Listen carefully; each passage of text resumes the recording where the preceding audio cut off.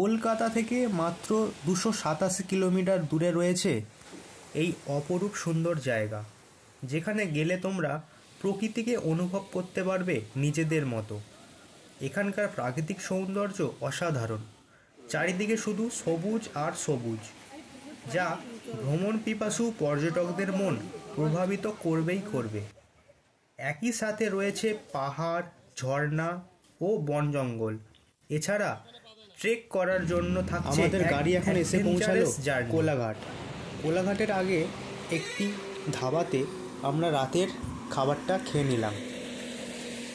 রাত্রিবেলা হাই রোডের ধারে প্রচণ্ড ঠান্ডা ছিল, তাই সোয়েটারটা গায়ে পরে নিয়েছিলাম। তো এই দিকটা চলে যাচ্ছে খড়গপুর এবং হলদিয়া, আর আমরা এসেছিলাম এদিক থেকে উলুবেড়িয়ার দিক। আর এটা হলো আমাদের গাড়ি। চলুন গাড়ির ভেতরের সিটিং অ্যারেঞ্জমেন্টটা একটু দেখিয়ে দিই। তো এটা ড্রাইভারের জায়গা। তো আমাদের দুটো রো আছে, ডান দিকে এবং বাঁ দিকে দুজন করে বসার জায়গা আছে, টোটাল 10 জন, এবং পেছনে 20 জন পেছনে বসবে। এবং ড্রাইভারের পাশে একটি সিট ছিল, সেটা নিয়ে আমাদের গাড়ি এখন টোলে এসে পৌঁছালো। এখানে টাকা দিয়ে তারপরে যেতে হবে।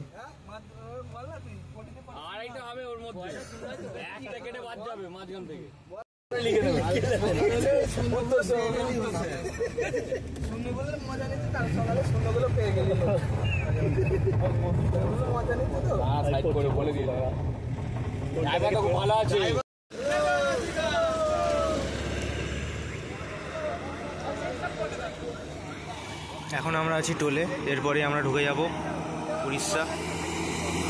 সবাই এখানে বাথরুম করতে এসছে।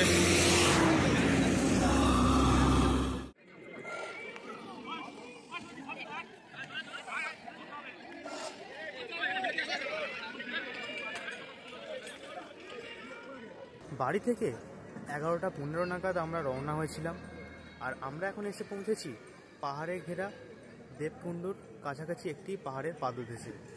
আমরা এসে পৌঁছেছিলাম 5:25 নাগাদ, অর্থাৎ আমাদের আসতে সময় লেগেছে 6 ঘন্টা 10 মিনিট। তো গুড মর্নিং সবাইকে, সুপ্রভাত সবাইকে। আজকের ভিডিও আমি এখানেই শুরু করছি, দেখা হচ্ছে। বৃষ্টির জন্য আমাদের ছাউনি হিসেবে ত্রিপল পাতা হয়েছে। এখানে সব মালপত্র রেডি আছে, রান্না হবে। এখানে কাজ হচ্ছে, ত্রিপল বিছানো হয়ে গেছে। এই হচ্ছে আমাদের আজকের জায়গা সিলেক্ট হয়েছে। এদিকে একটা পার্টি আছে, এদিকে একটা বড় পার্টি আছে। এনারা ঝাড় দিচ্ছেন, পরিষ্কার করে দিচ্ছেন জায়গাটা। জল তোলার জন্য লাইন পড়ে গেছে অনেক। আমাদের টিফিন হলো আজকে মুড়ি, আলুর দম, মিষ্টি। আজকে আমরা দেবকুণ্ডের সাথে সাথেও এখানকার পিকনিক যে স্পট আছে সেটাও ঘুরে দেখে নেব। তো এই হচ্ছে মোরাম মাটির রাস্তা, সোজা চলে গেছে। বাঁ দিকে দিকে বাথরুম আছে। টয়লেট এবং বাথরুমের জন্য 10 টাকা করে নেওয়া হচ্ছে, কিন্তু জলের কোনো পয়সা লাগবে না। এখানে জলের ব্যবস্থা খুব ভালো, কিন্তু বাথরুম অতটা পরিষ্কার নয়। তো ঢোকার সাথে সাথেই আমাদের প্রথম চোখে পড়ে যাবে বাচ্চাদের খেলার জন্য একটি পার্ক। এখানে অনেক বাচ্চারাই তাদের খেলাধুলা করছে। দূরে পাহাড় দেখা যাচ্ছে। এই যে পিকনিক স্পটটা রয়েছে, এখানে মাটিতে মোরাম মাটি এবং অনেক গাছ আছে। এটা খুব ভালো দেখতে লাগছে যে চারিদিকে গাছের মাঝখানে যে যার মতো ত্রিপল বিছিয়ে চেয়ার টেবিল পেতে যে যার রান্না করছে। আমাদের দুপুরের রান্নার জন্য প্রস্তুতি চলছে।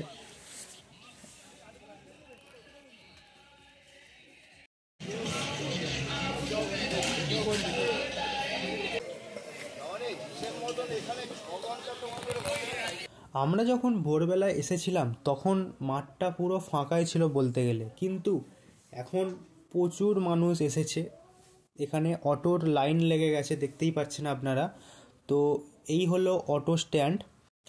মা অম্বিকার মন্দির এবং দেবকুণ্ডের ঝর্ণা দেখতে যাওয়ার জন্য এখান থেকেই টিকিট সংগ্রহ করতে হবে। যারা অটোতে যাবেন তাদের এক একজনের পড়ে যাবে 90 টাকা করে, এবং যারা সরকারি পরিষেবা নিতে চান তারা এই যে ঘরটি রয়েছে এখানে এসে লাইন দিয়ে আপনাদের টিকিট সংগ্রহ করতে হবে। আর ডান দিকে যে গাড়িটি দাঁড়িয়ে আছে ওই দিক থেকে এন্ট্রি গেট। আর আমরা এসেছিলাম সরকারি পরিষেবা নেওয়ার জন্য। এখানে এক একজনের মাথা পিছু পড়ে যায় 70 টাকা করে, 50 টাকা গাড়ি ভাড়া এবং 20 টাকা ওই গেটে যাওয়ার জন্য এন্ট্রি। এই হলো এন্ট্রি গেট। তো এদিকেই গাড়ি আসবে এবং আমাদের নিয়ে চলে যাবে। আমি গেট চারটা সম্ভব হলে আপনাদের তুলে দেওয়ার চেষ্টা করব, যারা পারবেন পজ করে দেখে নিন।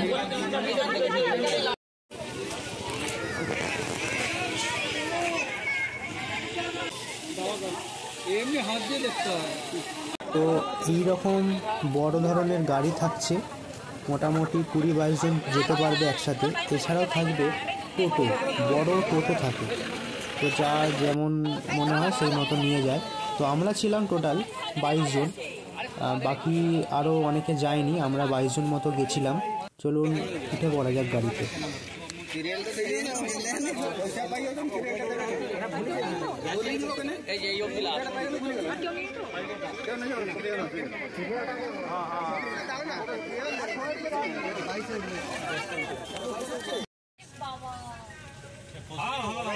তো আমাদের এই গাড়ির পরিষেবা সকাল 7টা থেকে দুপুর 3টে অবধি চলবে। তার মধ্যে যারা যেতে চান আপনারা যেতে পারেন, কারণ যাওয়ার দরকারই খুবই, কারণ খুব সুন্দর একটি জায়গা আছে এখানে দেখার জন্য। ভিডিওটি ভালো লাগলে সবাই একটা লাইক এবং কমেন্ট করে দেবেন। চ্যানেলে নতুন হলে চ্যানেলটিকে একটু সাবস্ক্রাইব করে দেবেন।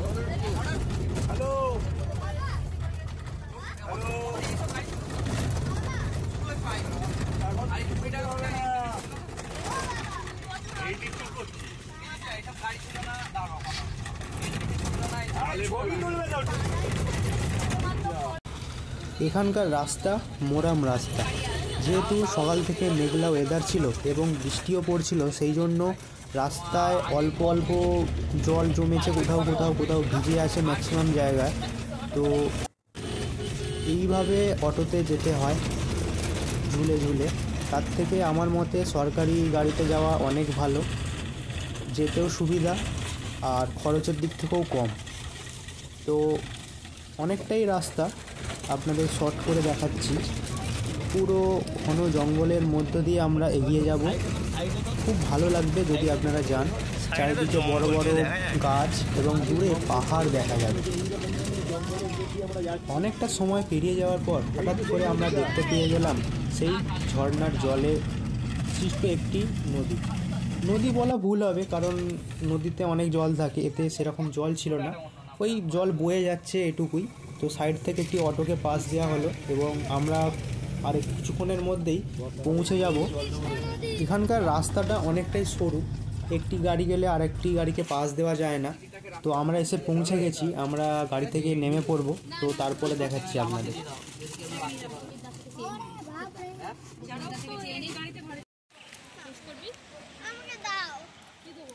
গাড়ি এখন আমাদের নামিয়ে দিল দেবকুণ্ডের আসার ঠিক আগেই। এখানেই আমাদের অন্য যে অটো আছে তারাও নামিয়ে দিল, আর এটা হচ্ছে সরকারি টোটো।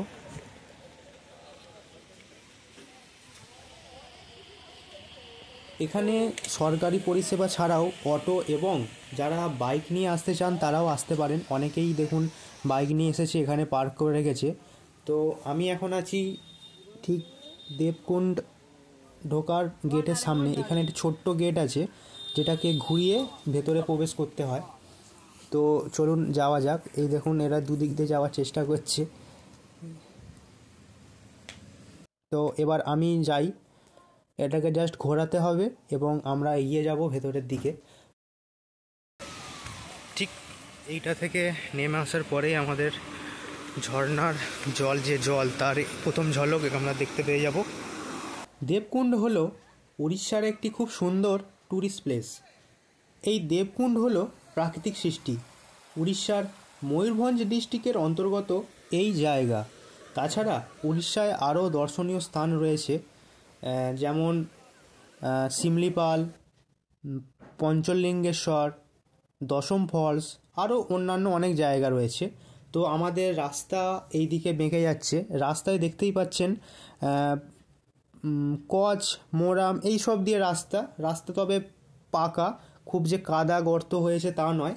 তো আমরা এগিয়ে যাব সামনের দিকে।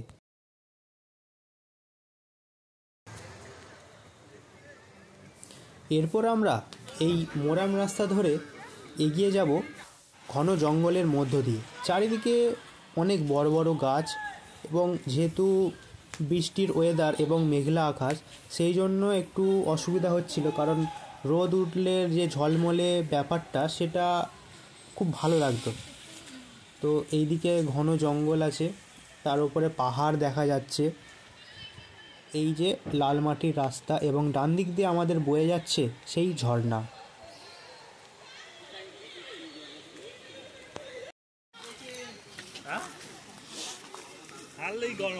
হ্যাঁ, গরম তো লাগছে।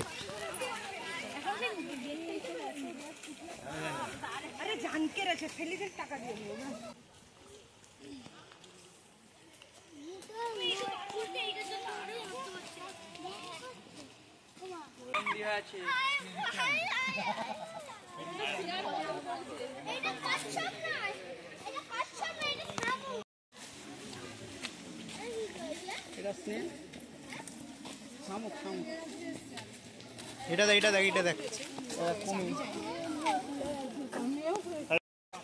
এইভাবেই আমরা বনের মধ্যে দিয়ে হাঁটতে হাঁটতে চলে যাব দেবকুণ্ডের দিকে। তো পাশ দিয়ে যে ঝর্ণাটা বয়ে যাচ্ছে, ঝর্ণা নয়, নদী বলতে পারেন, তো সেটাকে দেখাবার চেষ্টা করছি একটু জুম করে। ওই যে যাচ্ছে নদীটা।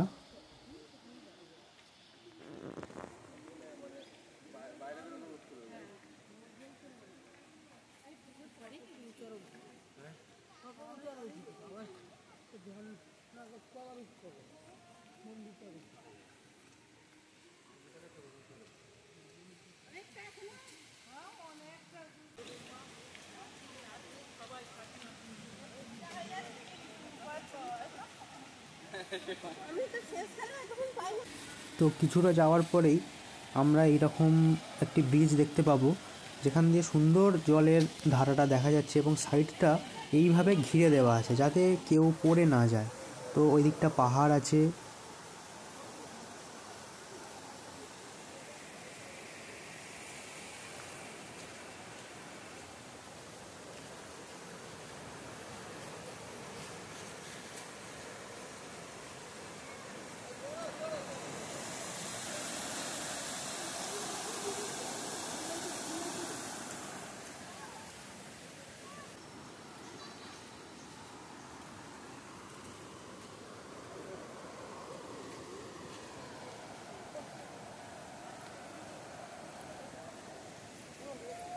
দূরের এই পাহাড়টা খুবই সুন্দর, সুচালো মুখ নিয়ে দাঁড়িয়ে।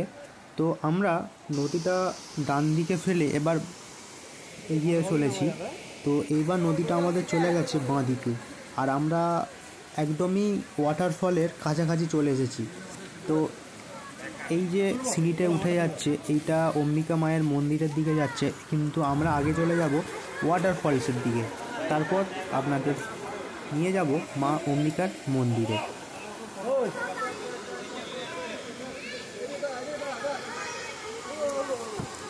প্রচুর মানুষের ভিড় হয়েছে, তো চলুন যাওয়া যাক।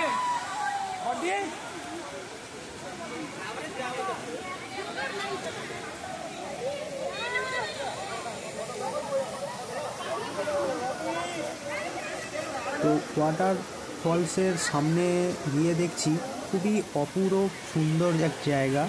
ওপর থেকে ঝর্ণার জল পড়ছে, এবং নিচে পুরো জলটা একদম স্বচ্ছ পরিষ্কার, মানে নিচে যে পাথরগুলো আছে সেগুলো দেখা যাচ্ছে। কিন্তু এখানে অনেকেই দেখলাম স্নান করছে, তো আমিও ঠিক করলাম স্নান করে নেব। চলুন সামনে থেকে দেখাচ্ছি যেখানে সবাই নেমেছে।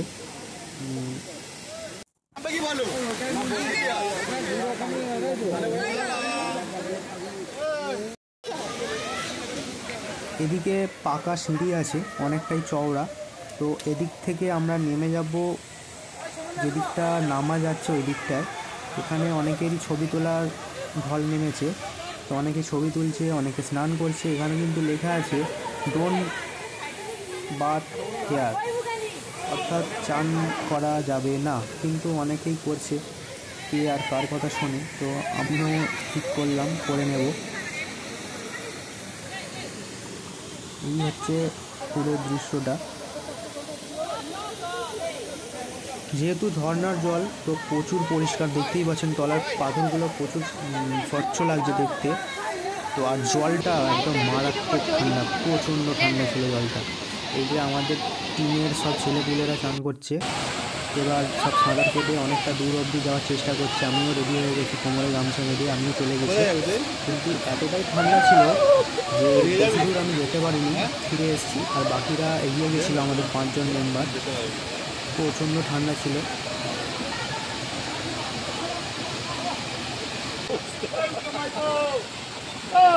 দেবকুণ্ডের ওয়াটারফল দেখা হয়ে গেলে তোমরা একটু বসে নিতে পারো, কারণ এরপর আমরা যাব মা অম্বিকার মন্দিরে।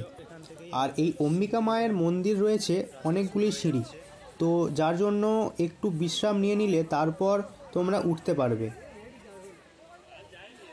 আমরা এখন যাচ্ছি অম্বিকা মন্দিরের দিকে। এখানে রয়েছে মোটামুটি 400টা মতো সিঁড়ি। চলো যাওয়া যাক।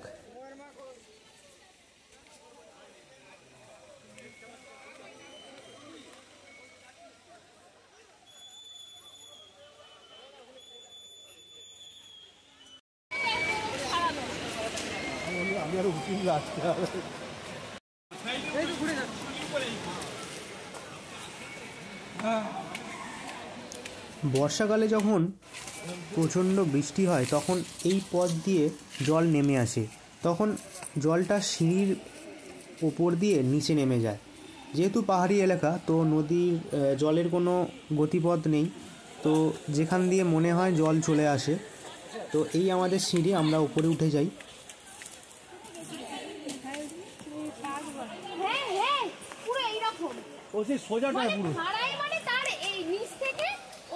আমাদের প্রথমে 200টা সিঁড়ি ওপরে উঠতে হবে এবং তারপর 200টা মতো সিঁড়ি নিচের দিকে নামতে হবে। সিঁড়ি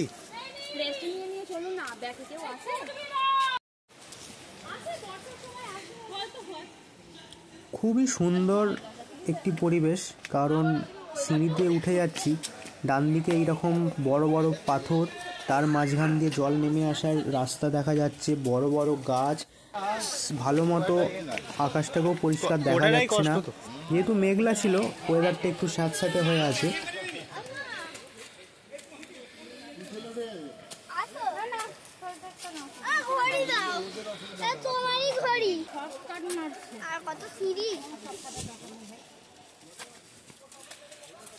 চলে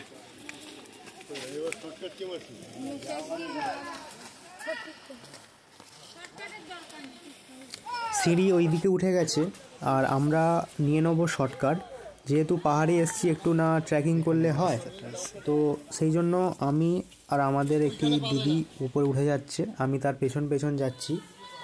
তো এই হলো আমাদের রাস্তা, পাথরে রাস্তা, তো গাছের শিকড় পাথর এইসবের উপর দিয়ে আমাদের উপরে উঠে যেতে হবে। তো এতটা উপরে আমি উঠে পড়েছি, তো এই দিক দিয়ে এবার উঠে পড়ি। তো এরপর দিয়ে গিয়ে আর সিঁড়ি আর নেই, এইভাবে গোলে টপকে যেতে হবে। চলুন যাওয়া যাক।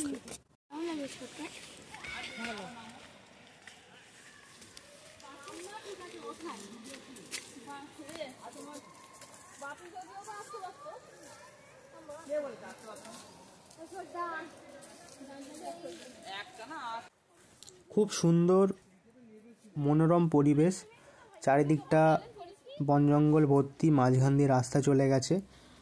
যেহেতু অনেকটা সিঁড়ি ওপরে উঠতে হবে নামতে হবে, সেই জন্য আপনারা সময় নিয়ে আসুন, সময় নিয়ে উপরে উঠুন নিচে নামুন, কারণ তাড়াহুড়ো করে লাভ নেই, তাড়াহুড়ো করলে দম আটকে আসবে, তাতে আপনাদেরই ক্ষতি।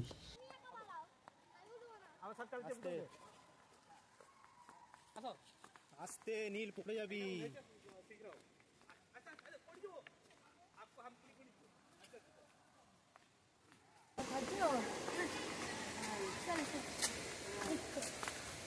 তো অনেক সিঁড়ি অতিক্রম করে অবশেষে আমরা নিচের দিকে নামছি।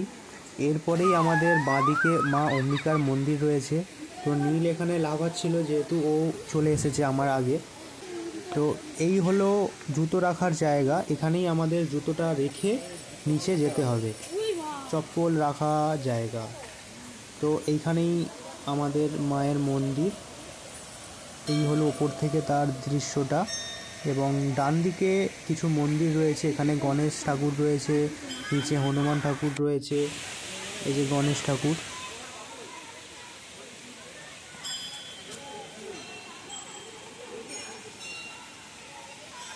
এই মন্দির খোলা হয় সকাল 7টা এবং বন্ধ হয়ে যায় দুপুর 3টে।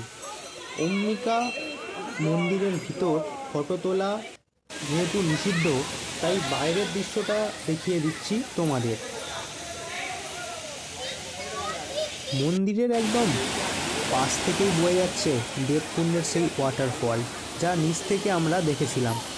আসুন পাশ থেকে দেখিয়ে দিই। এই হচ্ছে ওয়াটারফলসের জলটা নিচে নেমে যাচ্ছে।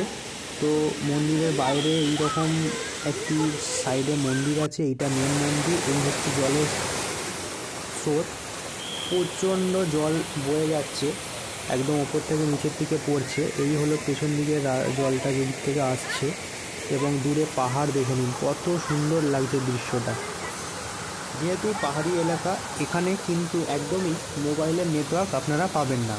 তো কারো যদি বাড়িতে ফোন করার হয় তো আগে থেকে ফোন করে নিন, যেহেতু নেটওয়ার্ক থাকবে না। তো আমরা যেদিকে নদীটা বয়ে আসছে মানে ঝর্ণাটা, তো আমরা সেদিকটা একটু এগিয়ে যাব। এই পাহাড়ের সাইড ধরে কিছুটা গেলেই মন্দিরের পেছন দিকে ঝর্ণার আরও একটি স্পট লক্ষ্য করা যাবে। অনেকে এখানে ছবি তুলছে, চলুন নিচের দিকটা একটু যাওয়া যাক। প্রচণ্ড সাবধানে এখানে যেতে হবে, কারণ যেহেতু জল বয়ে যাচ্ছে তাই জন্য অনেক শ্যাওলা হয়ে আছে।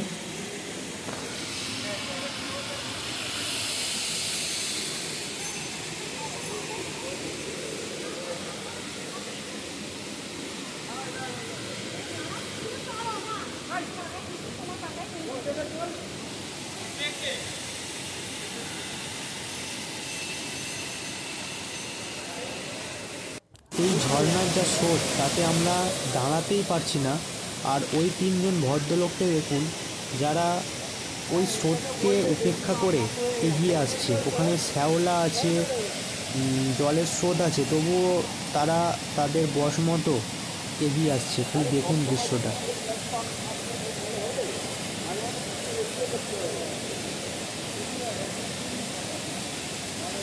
আমরা হলে তো হয়তো এতদিনে নিচেই পড়ে যেতাম, একদম যেখানে স্নান করছিলাম সেইখানে।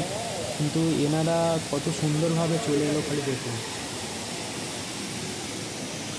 আমি এখন আছি অম্বিকা দেবী মন্দিরের ঠিক একটু ওপরে। এখান থেকেই আমাদের জলপ্রপাতটা শুরু হচ্ছে, এদিক থেকেই জলপ্রপাতটা আসছে। এবং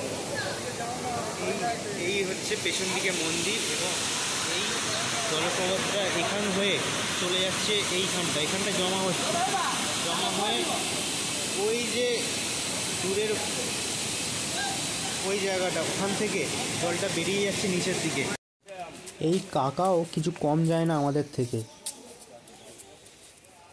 তিনিও অ্যাডভেঞ্চার করবে বলে ওপর থেকে নেমে পড়ছে শর্টকাট হয়ে। এটা খুবই খতরনাক জায়গা ছিল, তাও কাকা চলে এসছে। আমি বাবা সিঁড়িতেই নেমেছি, আমার অতটাও সহজ ভার নেই। তো আমরা চলে এসেছি ঘরে যাওয়ার উদ্দেশ্যে। তো এই রাস্তা ধরে আমরা বেরিয়ে যাব বাড়ির দিকে। এই হলো বাড়ি ফেরার অবস্থা। ঢোকার সময় খুব সুন্দর ম্যানেজমেন্ট ছিল, টিকিট দেখে দেখে গাড়িতে তুলছিল, কিন্তু যাওয়ার সময় একদমই সেটা হয়নি। যে যেমন পাচ্ছে গাড়িতে উঠে পড়ছে। তো সেই জন্য প্রচণ্ড ভিড় হয়েছিল, প্রচণ্ড ভিড়। এমনকি ঠেলাঠেলি মারামারি করেও লোকে গাড়িতে উঠে পড়ছে। মারামারির ভিডিওটা আমি তুলতে পারিনি। তো এই যে ঠেলাঠেলি করে লোকে উঠে পড়ছে দেখুন। টোটোতে যা সিট ধরে, লোক ধরে, তার থেকে বেশি লোক উঠে পড়ছে। দুজনের জায়গায় 3জন 4জন পর্যন্ত চলে যাচ্ছে। তো এগুলো একটু সাবধানে দেখবেন। তো আমি অনেকক্ষণ দাঁড়িয়ে থাকার পর, প্রায় 2 ঘন্টা দাঁড়িয়ে থাকার পর অবশেষে টোটো পেয়েছি অনেক ঝামেলা করে। তো এখন আমি এসে গেছি সেই যেখান থেকে আমরা টোটো নিয়ে ঢুকেছিলাম সেইখানেই। তো এরপর বেরিয়ে যাব, আমাদের যেখানে রান্না হচ্ছে ওই দিকটা চলে যাব। তো এখানে প্রচণ্ড ভিড় ছিল সকালে, কিন্তু এতটা লোক নেই, এখন কিন্তু প্রচুর লোক। তো এই হলো আমাদের অবস্থা। তো খাওয়া দাওয়া করে পরে দেখা হচ্ছে। আজকের ভিডিও এখানেই শেষ করছি, আবার দেখা হবে নতুন এক ভিডিওতে। সবাই ভালো থাকবেন, চ্যানেলে নতুন হলে চ্যানেলটিকে সাবস্ক্রাইব করে রাখবেন, ভিডিও কেমন লাগলো সবাই কমেন্ট করে জানাবেন। ধন্যবাদ, টাটা, রাধে রাধে।